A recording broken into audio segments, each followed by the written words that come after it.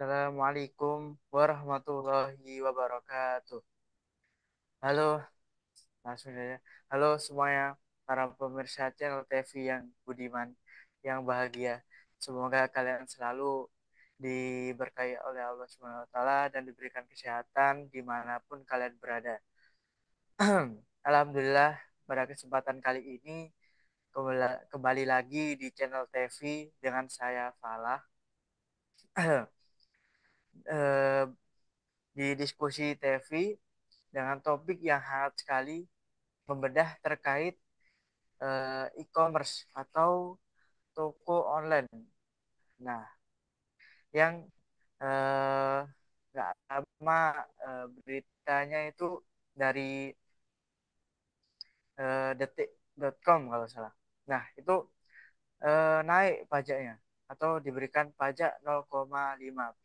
Nah, dalam channel TV kali ini, diskusi hangat TV kali ini akan membawa tema e-commerce yang terkena pajak. Aduh, pajak lagi. Dan alhamdulillahnya dalam diskusi kita kali ini akan dibersamai oleh Direktur TV kita, yaitu Dr. Yohana Triutama. Langsung kita sapa beliau. Assalamualaikum, Dokter. Bagaimana kabarnya hari ini? Waalaikumsalam warahmatullahi wabarakatuh, Bung Fala. Alhamdulillah, sehat. Alhamdulillah sehat, Gi. Ya, Selalu sehat, Gi. amin, amin. Amin, Masya Allah. Iya, Alhamdulillah, beliau ini juga termasuk pengamat politik dan beliau eh, jago lah dalam bagaimana perpolitikan dan berjalannya eh, kita. Nah, dalam diskusi kita kali ini, Dor, akan bahas terkait e-commerce yang terkena pajak. Nah, iya, eh, dalam detik.com eh, saya tuh tahu dapat kalau ternyata yaitu nalurnya itu seperti Tokopedia, TikTok Shop, eh, Shopee, terus Lazada dan lain-lain. Nah, apakah hal itu eh, benar, Abi? Dalam kebijakan itu benar memberikan pajak segitu, Dokter? Bagaimana penjelasannya? iya. Terima kasih, Bung Fala. Raditu billahi robba bil islami dina wa bi Muhammadin nabiyya wa rasula. Rabbi zidni ilma warzuqni fahma. Rabbi shrah li sadri wa yassir li amri. Wahlul 'uqdatam min lisani yafqahu qawli. Amma ba'd. Pemirsa channel TV yang budiman, memang sejumlah media massa nasional telah memberitakan bahwa Bu Sri Mulyani ya sebagai Mm-mm. Menteri Keuangan akan mengenakan pajak terhadap pedagang di platform e-commerce seperti Shopee, Mm-mm. Tokopedia, Bukalapak Ya. dan lain sebagainya. Nah, kebijakan ini bukan baru sih, tapi merupakan bagian dari regulasi untuk menciptakan keadilan dan kepatuhan pajak di era digital. Alasannya sih begitu ya. Mm, Itu. ya. Terus pemerataan kewajiban pajak, pertumbuhan ekonomi digital, menghindari penghindar pajak, pemungutan pajak otomatis untuk platform seperti Tokped ini, Shopee ya, Tokped dan Shopee yang bertindak sebagai pemungut PPN, pajak pertama nilai, langsung Mm. dipotong dari transaksi jika pedagang melampaui batas omset tertentu.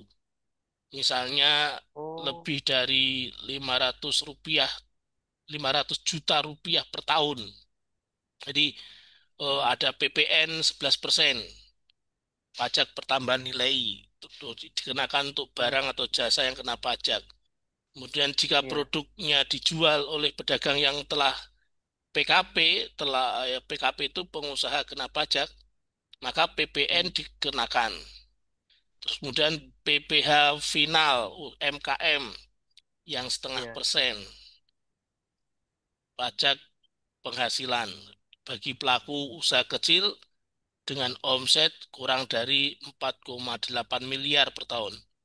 Nah, pajak e-commerce ini atau pajak digital ini untuk perusahaan asing seperti Google, Netflix, Amazon, dan lain-lain. Begitu, iya. Bung Falah. Oh, seperti itu ya. Berarti dalam memberikan pajak ini memang ada batas-batasannya, omsetnya berapa gitu ya, dokter.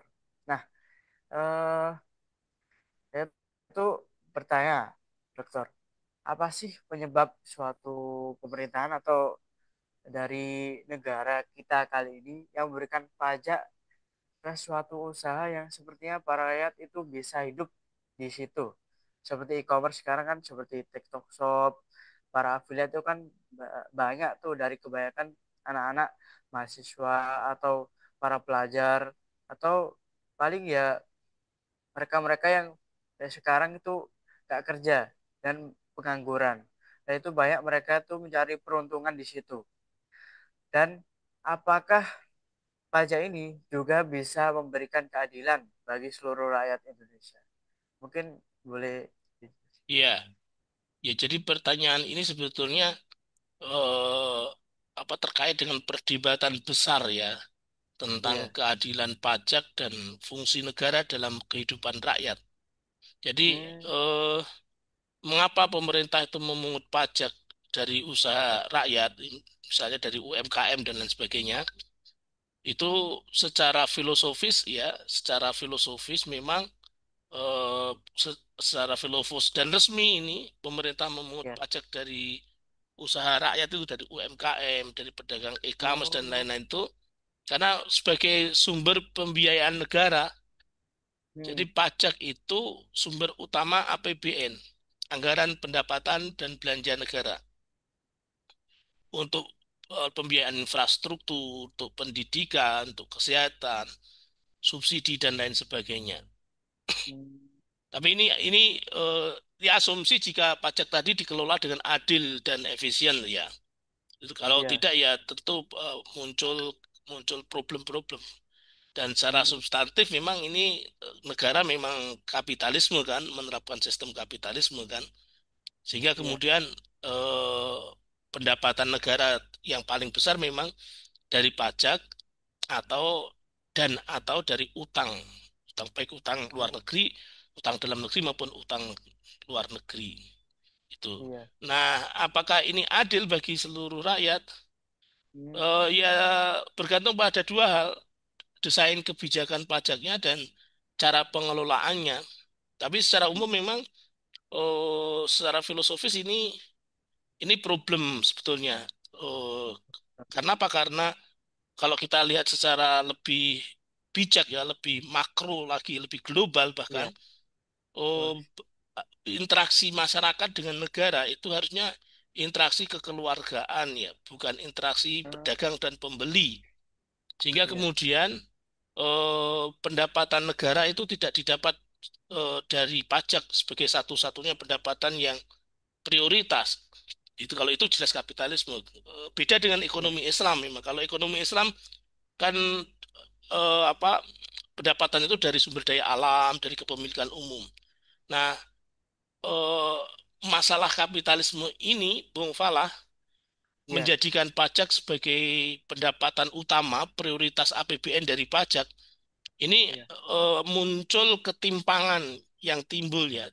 Jadi rakyat Hmm, kecil dipajaki, sementara iya. korporasi besar itu banyak diuntungkan. Jadi Wah. UMKM ya dikenai pajak walau Hmm, mereka walau margin mereka itu tipis ya. Sementara hmm, perusahaan besar kadang dapat tax holiday, dapat insentif atau bahkan lolos dari oh, audit itu. Ya, wah. contoh misalnya banyak sekali perusahaan tambang ya, perusahaan sawit atau digital asing Hmm, yang untung besar tapi kontribusi iya. pajaknya minim atau bahkan Hmm, dimanipulatif itu. Jadi ini ketimpangan itu terjadi atau ketidakadilan itu terjadi. Itu oh, sehingga kemudian eh, iya. narik pajak tapi tidak ada jaminan kesejahteraan yang muncul. Karena apa? Karena prinsip kapitalisme yang yang semua serba bisnis tadi kan tentu Hmm. ukurannya adalah ukuran materi. Sehingga Ya, disebut sejahtera keuntungan. kalau materinya banyak. Hmm. Kalau untung disebut untung dalam konteks negara kalau APBN itu tidak tekor gitu. Padahal Oh, padahal banyak sumber daya alam yang harusnya dikelola negara untuk sebesar-besar kemakmuran rakyat itu iya. diserahkan kepada asing, sebenarnya swasta, swasta asing lagi. Begitu, Bung Falah. Oh ya, terima kasih atas penjelasannya juga dari jawabannya tadi. Memang kalau dari lihat keadilan memang apalagi sekarang kan APBN itu hampir kebanyakan diambil dari pajak dan sekarang pajak pajak dan utang. Dan sekarang bahkan dalam pengambilan pajak saja sudah tidak adil dari UMKM sendiri yang marginnya tipis malah dia masih terkena pajak dan bahkan usaha-usaha yang gede seperti tambang seperti yang lain sebagainya itu malah bisa eh, cuman berapa cuman mendapatkan insentif atau bahkan dimanipulatif dan sebagainya. Nah, lalu kalau kita memakai kacamata Islam, Dokter, apakah pajak yang sepertinya sangat banyak ini yang kalau nggak salah pajak itu memang hampir semua itu kena pajak ya, Dokter? Seperti rumah, kendaraan, terus listrik, dan lain sebagainya. Nah, yang sangat banyak ini di negara kita kali ini yang ditetapkan oleh pemerintah kita saat ini, apakah ini sebuah solusi dalam kacamata Islam dan apakah bisa berikan keadilan dan kesejahteraan pada seluruh rakyat? Iya, Gimana?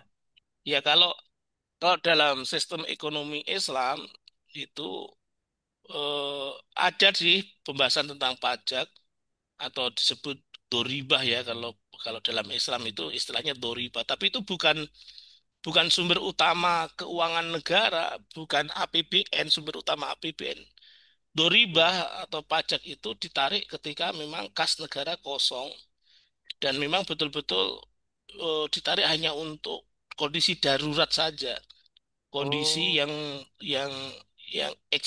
insidental lah ketika kas kosong. Itu pun juga tidak diambil kepada semua masyarakat, semua warga, bukan iya. hanya orang-orang tertentu yang memiliki kelebihan harta untuk dimintai donasi, dimintai untuk agar mau menjadi penopang APBN yang sedang kosong itu.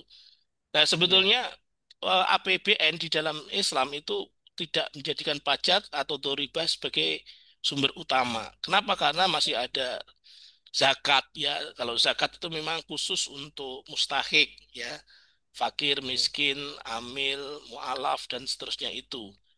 Kemudian harta-harta kepemilikan umum ya, misalnya Iya. tambang, hutan, laut itu kan harus dikelola negara dan hasilnya Iya. memang untuk sebesar-besar kemakmuran rakyat. Artinya tidak memberatkan rakyat itu, tidak memberatkan usaha kecil, tidak bisa memberatkan Hmm, tidak iya. memberatkan masyarakat. Ya, Hmm, kenapa? Karena negara memang berlaku sebagai pelayan ya, bukan pemungut ya. iya. Negara itu khodimul ummah, bukan bukan apa bukan pemungut, bukan perampok, bukan jaba lupa saya istilahnya itu. Itu jadi Iya. bukan pemungut tapi pelayan Iya, itu pelayan. pelayan pelayan umat. Terus Pelayan kemudian umat. ada ghanimah, ada fe, ya ada kharaj, ada Iya. jizyah, ada unsur itu jadi pajak itu sifatnya darurat saja. Kalau kita Hmm, lihat potensi pemasukan APBN ya dari sumber daya alam iya. saja misalnya Hmm, minyak dan gas itu ini cadangan yang besar nah, iya. sekarang dikuasai oleh asing itu bisa lebih dari 250 sampai 300 triliun saja. Itu Oh, potensi pendapatan per tahunnya. Kemudian dari hmm, batu bara, dari iya. nikel, dari tembaga, emas, dari hutan dan yang lain sebagainya. Jadi memang harusnya negeri kita ini yang atas berkat rahmat Allah yang Maha Kuasa itu harusnya kita bersyukur dengan limpahan sumber daya alam ini sehingga Iya, dikelola dengan sesuai dengan syariat Allah begitu. Tidak iya, kemudian diserahkan pada swasta, swasta asing lagi ya, yang miris sekali yang apa iya, Raja Empat itu terus iya, kemudian banyak sekali kasus-kasus tambang itu yang memang membuat apa terbelalak gitu loh mata kita itu. iya, Harusnya memang kembali kepada syariat Islam, kembali iya, pada sistem ekonomi Islam, sehingga keadilan, kesejahteraan itu betul-betul bisa dirasakan oleh semua masyarakat. Begitu, iya. Bung Falah. Wallahu alam Oh ya, bisawab. oh ya, Masya Allah. Terima kasih atas insight dan penjelasannya, Dokter. Sangat membuka mata pikiran kita kalau memang eh, yang sekarang APBN itu banyak diambil dari pajak dan utang. Seharusnya itu bisa digantikan dengan mengoptimalkan seluruh sumber daya alam kita yang sangat berlimpah dan bukan malah diberikan kepada swasta gitu ya, dokter ya. Ya, swasta asing lagi. Ya. Iya, nah itu yang paling ya parah banget. Ya, terima kasih juga atas semua penjelasannya, dokter. Mungkin Iya. eh, sekian dari saya, Fala, dan mungkin juga sekian pada seluruh penonton, pemirsa, dan dari diskusi channel TV kali ini yang bertemakan e-commerce kena pajak, pajak lagi, pajak lagi. Aduh. Nah, mungkin kalian kalau eh, ingin bertanya tentang sesuatu, ingin eh, mengetahui lebih lanjut dari diskusi kita kali ini, boleh kalian berkomen, like, and subscribe agar bisa juga mensupport channel kita kali ini biar lebih berkembang lagi. Mungkin itu saja dari saya. Terima kasih, Falah, dan dari saya, Fala, terima kasih dan juga pada dokter saya sangat sangat berterima kasih banyak karena sudah meluangkan waktunya juga kan pada terima kasih. Mungkin cukup sekian dari saya dan juga terima kasih dokter. Wassalamualaikum warahmatullahi wabarakatuh. Waalaikumsalam.